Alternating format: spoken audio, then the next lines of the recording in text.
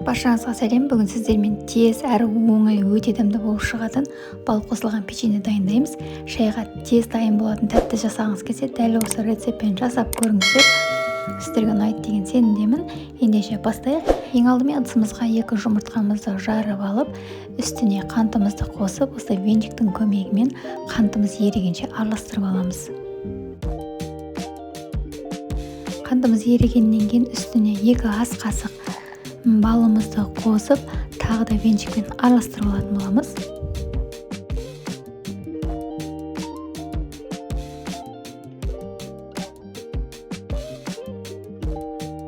Енді електен өткізілген ұнға 1 шай қасық қамыр қопсытқышымызды қосып, жаңа массамызға құйып аламыз.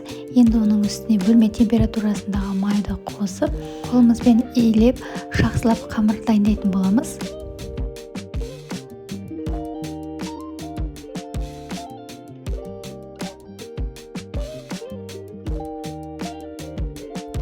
Қамырымыз кішкене жабысқақ болып шығады. Енді осындай 1 ас қасықтан ала отырып, қолымызбен дөңгелек пішімге келтіріп алып, формамызға пергамент қағазын төсеп, үстіне орналастырып шығамыз. Барлық қамырымызды осылай дөңгелек етіп, біртіндеп қойып шығамыз. Енді оның үстіне қолымызбен осылай кішкене басып шығамыз.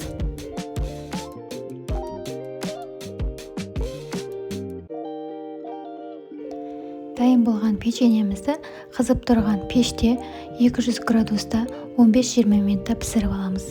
Мінекей осымен біздің бар жоғы 30 минутта дайын болатын өте дәмді балды печеньеміз дайын. Сізде міндетті түрде жасап көріңіздер. Ас болсын. Осындай оңай әрі дәмді рецепттер ұнаса, лайк басып парақшама тіркеліп қойды ұмытпаңыздар. Келесі кездескенше.